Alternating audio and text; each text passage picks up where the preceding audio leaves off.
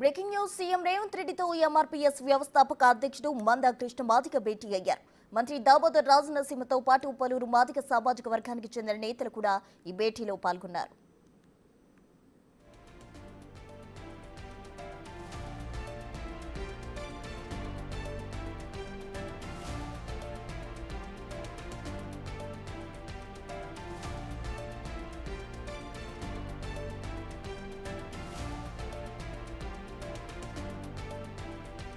SC వర్గీకరణ రిజర్వేషన్ల అంశంపై సీఎం మందకృష్ణ చర్చించారు. అలాగే మందకృష్ణ అభిప్రాయాలు సీఎం అడిగి తెలుసుకున్నారు.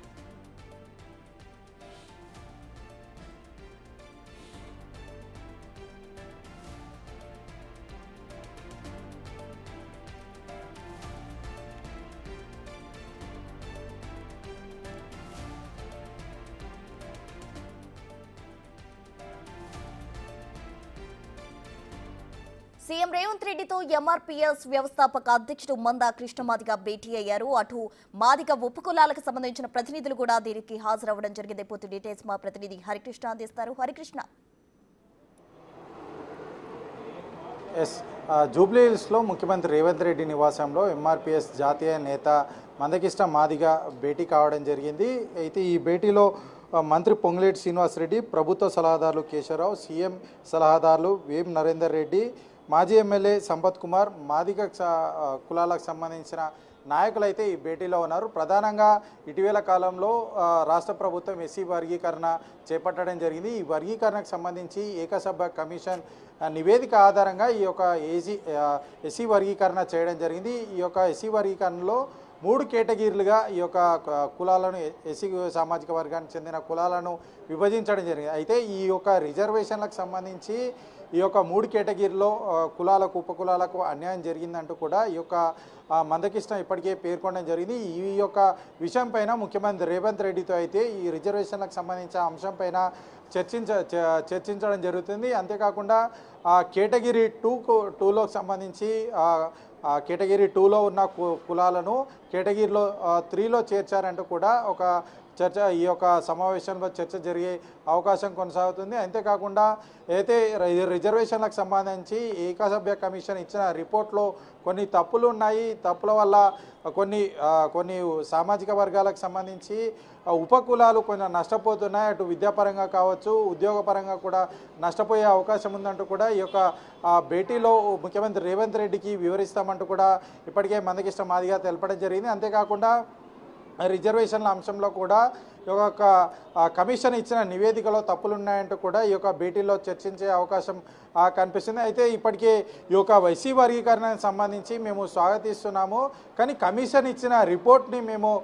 తప్పుపడుతున్నాము. కమిషన్ ఇచ్చిన రిపోర్ట్లో కొన్ని తప్పులు ఉన్నాయంటూ కూడా ఇప్పటికే మందకృష్ణ మాదిగ అయితే వెల్లడించడం జరిగింది. అయితే ఈ యొక్క ప్రధానంగా ఉద్యోగ అవకాశాల్లో ఏ విధమైన కులాలు ఇప్పటి వరకు లబ్ధి పొందాయి, ఏ కులాలు లబ్ధి పొందలేదు, ఏ విధమైన మొత్తానికి అంటే ఈ యొక్క 2 రంగాల్లో కూడా ఇప్పటి వరకు కొన్ని కులాలకు అవకాశం కూడా దొరకలేదని చెప్పేసి కూడా మందకృష్ణ మాదిగ ఈ యొక్క భేటీలో అయితే చర్చించే అవకాశం కనిపిస్తుంది. ఎస్సీ వర్గీకరణ చట్టరూపం దాల్చుతున్న నేపథ్యంలో కూడా అటు ఎస్సీ వర్గీకరణపై ఇప్పటికే ప్రభుత్వ అసెంబ్లీలో చర్చ కూడా ఏర్పాటు చేసి శాసనసభ సభ్యుల అభిప్రాయాలు కూడా తీసుకొని ముందుకెళ్తున్న నేపథ్యంలో దాదాపుగా ఈ యొక్క ఎస్సీ వర్గీకరణకు చట్టరూపం దాల్చే లోపే కూడా ఈ యొక్క రిపోర్టు పైన అయితే మాకు కొన్ని తప్పులున్నాయని చెప్పేసి కూడా మందకృష్ణ మాదిగ చెప్తున్న నేపథ్యంలో కూడా ఆ యొక్క రిపోర్టుకు సంబంధించి నివేదిక పైన సుదీర్ఘంగా చర్చ కొనసాగే అవకాశం కనిపిస్తుంది. అటు అయితే ఎస్సీ సామాజిక వర్గానికి సంబంధించి ఇప్పటికే దాదాపుగా 17% పైగా ప్రజలు ఉన్న నేపథ్యంలో కూడా, జనాభా ఉన్న నేపథ్యంలో కూడా ఈ ఎస్సీ సామాజిక వర్గాన్ని 3 కేటగిరీలుగా విభజించాలని చెప్పేసి కూడా కమిషన్ సూచించిన నేపథ్యంలో ఈ కులాలను విభజించే క్రమంలో ఈ 3 కేటగిరీలుగా విభజించిన కులాల్లో చేర్చే కులాల విషయంలో కూడా తప్పులు జరిగాయని చెప్పేసి కూడా మందకృష్ణ మాదిగ ఇప్పటికే చెప్తున్న పరిస్థితి అయితే ఉంది. ఈ విషయం పైన సీఎం రేవంత్ రెడ్డిని కలిసి ఆయనతో సుదీర్ఘంగా చర్చించి ఈ యొక్క అయితే అంటే ఎస్సీ సామాజిక వర్గానికి చెందిన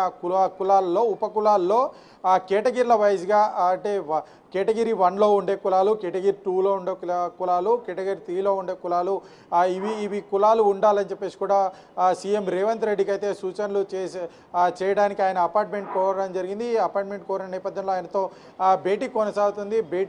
భేటీలో ప్రధానంగా ఉపాధి ఉద్యోగ విద్యారంగ అవకాశాల్లో కూడా ఉపకులాలు ఏ విధంగా నష్టపోతున్నాయి, ఉపకులాలకు సంబంధించి ఏ కేటగిరీలో చేర్చాలని చెప్పేసి కూడా ముఖ్యమంత్రి రేవంత్ రెడ్డికి ఆయన సూచనలు అయితే చేయనున్నారు. భేటీ కొనసాగుతుంది. భేటీ కొనసాగిన అనంతరం పూర్తి వివరాలు ఇంకా అంటే ఏ అంశాలపైన చర్చించామనేది కూడా పూర్తి వివరాలు మందకృష్ణ మాదిగ వెల్లడించే అవకాశం అయితే కనిపిస్తుంది. మొత్తానికి ఏదైతే ఎస్సీ సామాజిక వర్గానికి సంబంధించి ఈ యొక్క భేటీపై సర్వత్రా ఆసక్తి నెలకొంది. ప్రభుత్వం కమిషన్ వేసి 3 కేటగిరీలుగా విభజించి ఈ యొక్క కులాలను విభజించడం జరిగింది. అటు కేటగిరీ 1కు 1% కేటాయిస్తూ, కేటగిరీ 2కు 9%, కేటగిరీ 3కు 5% రిజర్వేషన్లు కేటాయిస్తూ కూడా ప్రభుత్వం ముందుకు వెళ్తున్న నేపథ్యంలో కూడా ఈ యొక్క కులాలకు సంబంధించి అంటే ఈ 3 కేటగిరీలకు సంబంధించి ఉపకులాలను విభజించిన తీరు కమిషన్ అంటే సూచించి. హరికృష్ణ, అయితే మాదిగ సమాజ వర్గానికి సంబంధించి ఎంత శాతం రిజర్వేషన్ కావాలని మందాకృష్ణ అభిప్రాయపడుతున్నారు? దానికి సంబంధించిన ఇన్ఫో ఏమైనా ఉందా? అయితే మాదిగ సామాజిక వర్గానికి సంబంధించి ఇప్పటికే 3 కేటగిరీలుగా విభజించిన ఎస్సీ సామాజిక వర్గాన్ని 3 కేటగిరీలుగా విభజించిన నేపథ్యంలో దాదాపుగా 9% రిజర్వేషన్లు కేటాయించడం జరిగింది. అయితే ఈ జనాభా తమాషా ప్రకారం మాదిగలం మేము ఎక్కువగా ఉన్నాం కాబట్టి మాకు ఎక్కువగా రిజర్వేషన్ కేటాయించాలి, కేటగిరీ 2కు 11% రిజర్వేషన్ కేటాయించాలని చెప్పేసి కూడా ఇప్పటికే మందకృష్ణ మాదిగ బహిరంగంగా ప్రభుత్వం ఏదైతే అంటే కమిషన్ ఏదైతే రిపోర్ట్ ఇచ్చిందో ఆ రిపోర్టును వ్యతిరేకిస్తున్నామంటూ కూడా ప్రకటించడం జరిగింది. అయితే ఈ యొక్క మాదిగ ఉపకులాలకు సంబంధించి 11% రిజర్వేషన్ కేటాయించాలని చెప్పేసి కూడా మందకృష్ణ మాదిగ ఇప్పటికే ప్రకటించిన నేపథ్యంలో ఈ యొక్క ఉపకులాలకు సంబంధించి 11% రిజర్వేషన్ కేటాయించాలంటూ కూడా దీనిపైన కూడా చర్చ జరిగే అవకాశం కనిపిస్తుంది. ఏ విధంగా ఈ యొక్క కేటగిరీ 2కు సంబంధించిన కులాలు మాదిగ ఉపకులాలు ఏ విధంగా ఇన్ని రోజు దాదాపుగా ఈ రిజర్వేషన్లు అమలవుతున్న నేపథ్యం నుంచి కూడా ఏ విధంగా నష్టపోయాయి, ఉద్యోగ విద్యా రంగాల్లో ఏ విధంగా నష్టపోయాయి, ఎంత మేరకు ఈ కులాలు కొన్ని కులాలు ఇప్పటి వరకు కూడా గుర్తించని అంటే ఉద్యోగ విద్యారంగంలో కనీసం ఒక అడ్మిషన్ కూడా ఒక ఉద్యోగం కూడా పొందని కులాలు ఉన్నాయని చెప్పేసి కూడా మందకృష్ణ మాదిగ ప్రస్తావించే అవకాశం కనిపిస్తుంది. మొత్తానికి ఈ కమిషన్ రిపోర్టును తప్పుపడుతూనే ఎస్సీ వర్గీకరణను స్వాగతిస్తూనే అటు అంటే మాదిగ సామాజిక వర్గానికి ఉపకులాలకు సంబంధించి 11% రిజర్వేషన్ కావాలంటూ కూడా ముఖ్యమంత్రి రేవంత్ రెడ్డికి కోరే అవకాశం అయితే కనిపిస్తుంది. ఈ భేటీలో ప్రధానంగా ఈ యొక్క చర్చ కొనసాగే అవకాశం అయితే కనిపిస్తుంది. Right, thank you Harikrishna.